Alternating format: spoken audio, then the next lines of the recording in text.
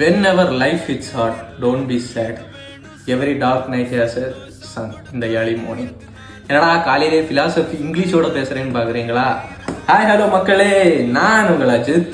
Actually இன்னைக்கு காலையில் WhatsApp status பார்த்தேன். ரொம்ப நாளைக்கு அப்புறம் வாட்ஸ்அப் ஸ்டேட்டஸ் பார்க்குறேன். நான் மேக்ஸிமம் வாட்ஸ்அப் ஸ்டேட்டஸ் எல்லாம் பார்க்க மாட்டேன்.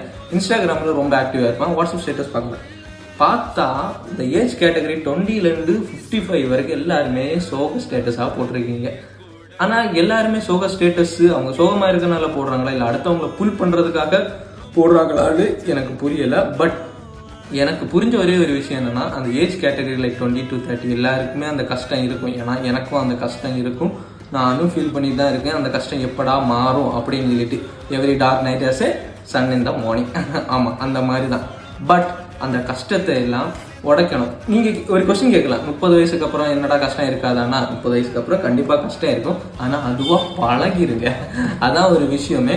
பட் யாருக்கு மந்திரம் இருக்கு, கீப் காம் அண்ட் மெயின்டைன் ஸ்டில்னஸ்ன்னு சொல்லுவாங்க. அப்படின்னா ஸ்டில்னஸ்னா அமைதி, எப்போவுமே அமைதி காக்கணும். என்னைக்காவது ஒரு நல்ல நாள் வரும், அன்னைக்கு நம்ம என்ஜாய் பண்ணணும் அப்படிங்கிற ஒரு விஷயம் என்றைக்குமே சொல்லுவாங்க. நமக்கு லைஃப்பில் அது வேணும்னு எக்ஸ்பெக்ட் பண்ணியிருப்போம், இந்த கெரியர் வேணும்னு எக்ஸ்பெக்ட் பண்ணியிருப்போம், இந்த லைஃப் வேணும்னு எக்ஸ்பெக்ட் பண்ணியிருப்போம்.